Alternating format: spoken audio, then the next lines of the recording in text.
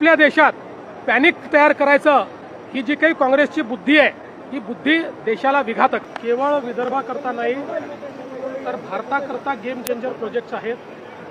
आतापर्यंत आपण कोळसा जाळत होतो, त्यातनं प्रदूषण करत होतो. अनेक वर्षापासून आपल्या देशात चर्चा चालली होती कोल गॅसिफिकेशनची, की ज्याच्यामुळे प्रदूषण होत नाही आणि ज्यातनं वेगवेगळे डिरायव्हेटिव्ह तयार होतात. आज त्याचे 7 प्रकल्प एकूण देशामध्ये भारत सरकारने मंजूर केले आहेत. या 7 पैकी 4 प्रकल्प हे आपल्या विदर्भात मंजूर झाले आहेत. त्यातल्या 2 प्रकल्पांचं भूमिपूजन आपण आज या ठिकाणी केलेलं आहे.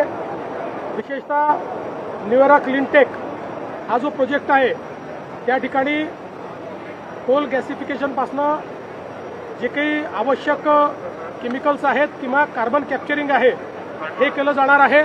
युरियासारखा जो आपल्याला इम्पोर्ट करावा लागतो असा घटक तयार होणार आहे, गॅस तयार होणार आहे.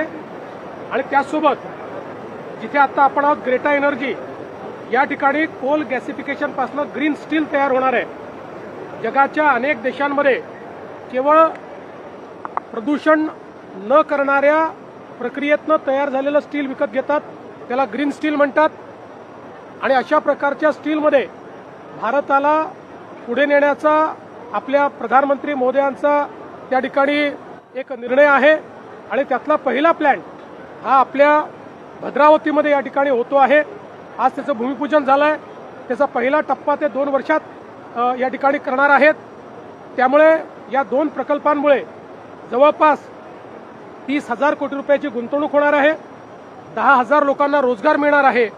आणि विशेषतः देशाच्या एनर्जी सिक्युरिटीमध्ये या ठिकाणी एक मोठं कॉन्ट्रीब्युशन विदर्भ या माध्यमातून करणार आहे. युद्धामुळे कुठेतरी संकट जाणवत आहे. गॅस सिलेंडरच्या लोकांनी रांगा लावल्या आहे, काय सांगाल? असं आहे की काही पक्ष आणि विशेषतः काँग्रेस पक्ष जाणीवपूर्वक लोकांमध्ये भीती तयार करून त्यांनी रांगा लावाव्या असा प्रयत्न करतोय. केंद्र सरकारने, गॅस कंपन्यांनी, सचिवांनी स्पष्टपणे सांगितलेलं आहे घरगुती गॅसचं कुठेही संकट नाही. जेवढे महिन्याला आपल्याला लागतात तेवढी डिलिव्हरी आपण दिलेली आहे. त्यामुळे कोणीही या ठिकाणी चिंता करण्याचं कारण नाही आहे, विनाकारण रांगा लावण्याचं कारण नाही आहे. ऑनलाईन बुकिंग होतं आहे, लोकांना वेळेत गॅस मिळण्याकरता पूर्ण गॅस आपल्याकडे उपलब्ध आहे. पण आपल्या देशात पॅनिक तयार करायचं ही जी काही काँग्रेसची बुद्धी आहे ही बुद्धी देशाला विघातक आहे.